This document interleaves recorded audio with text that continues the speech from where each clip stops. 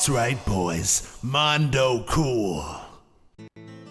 Deadly Premonition is a third-person shooter, survival horror, open-world, sandbox, contemporary, supernatural, mystery, thriller. Ah, Jesus Christ, what the hell? Anyway, this game was developed by Access Games and published by Ignition and Rising Star Games. So, the story of Deadly Premonition.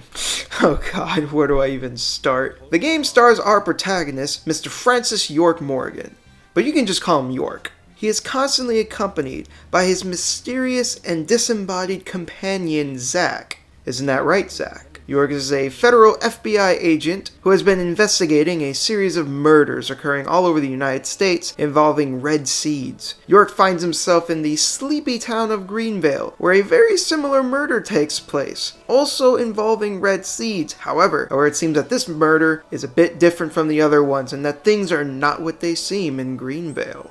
Actually, wait a minute. This is actually starting to sound pretty fucking familiar.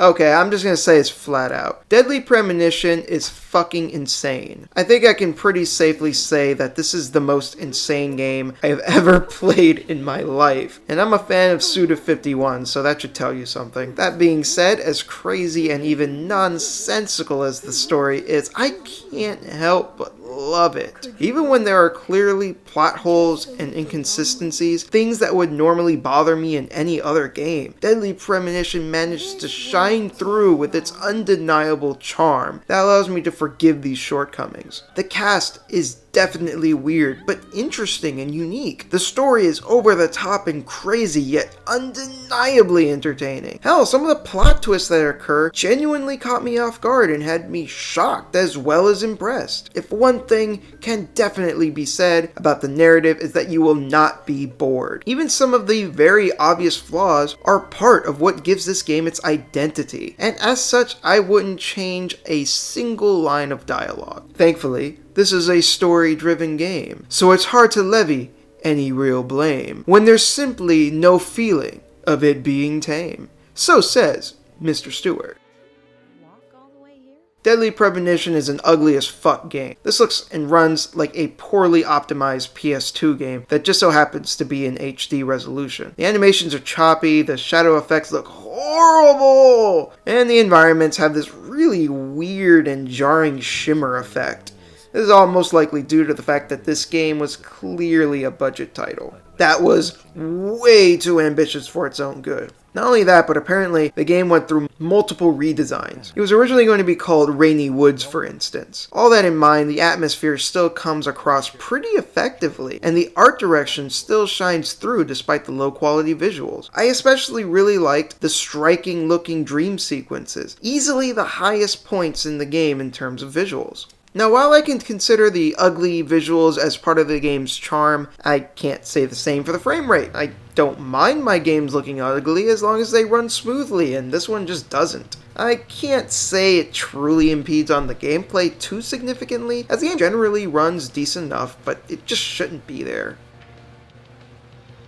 I don't think this game would be nearly as memorable if it wasn't for the soundtrack. The tracks ranged from genuinely creepy and moody, to soft and serene, to goofy and horribly out of place, and I fucking loved it. There's literally a scene in the game where someone dies horribly, and right after the death is a comically upbeat and completely out of place track that clashed so badly with the scene we just witnessed, and it was glorious. I loved it. This soundtrack is just fucking awesome. Thankfully, the vocal performances are in lockstep with the game's offbeat and bizarre nature. While there are times where the performances are genuinely pretty damn good, other times they're just bad, but in a really fun sort of way. I really love Jeff Kramer as York most notably, which is a really good thing considering how he's the character that you're going to hear most of all. Supposedly, there are 6,000 lines of voiced dialogue in the game, and half of it was dedicated to Jeff Kramer alone. A lot of Deadly Premonition's charm and insanity stem from York himself, and Jeff does a superb job getting this across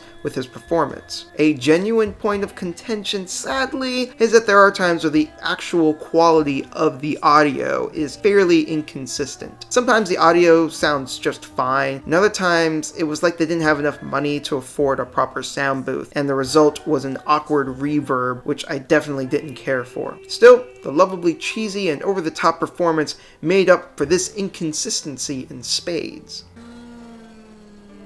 Deadly Premonition is not a game you really play for the actual, gameplay, but thankfully the game plays well enough to get by. Now, I'm playing the PS3 version specifically. I'm making note of this because there are two major differences between the PS3 and 360 versions of this game to make note of. One is that the PS3 version has no difficulty settings, unlike the 360 version, which has easy, normal, and hard. I've been told that the PS3 version is even easier than the easy setting on the 360 version, and if that's true, it shows, as this game is pretty much a breeze. I find this to be a good thing, however, because again, I wasn't really playing this game for the riveting gameplay, lots of air quotes on that one, but rather the fun characters and the over-the-top story. Another notable change is the controls. In the 360 version, you aim your gun with the left analog stick, and the PS3 version, you use the right analog stick. Keep in mind, I haven't played the 360 version personally, but just by the sounds of it, that doesn't sound comfortable at all, and thankfully, playing on the PS3 version, the controls felt natural enough. Getting that out of the way, Deadly Premonition is probably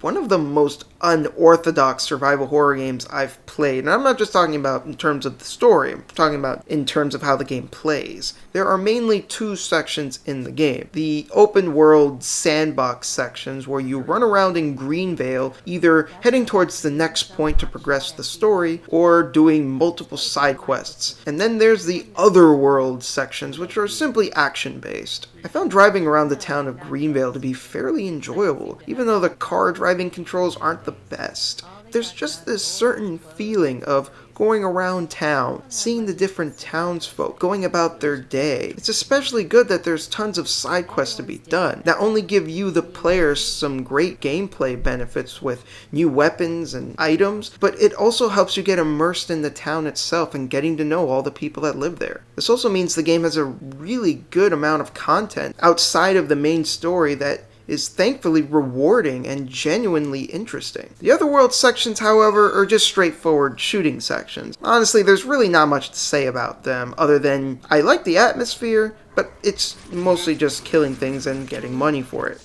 In the end, the gameplay holds up well enough to get through the game, and there's enough content for those who just can't get enough of it to satisfy their inner completionist.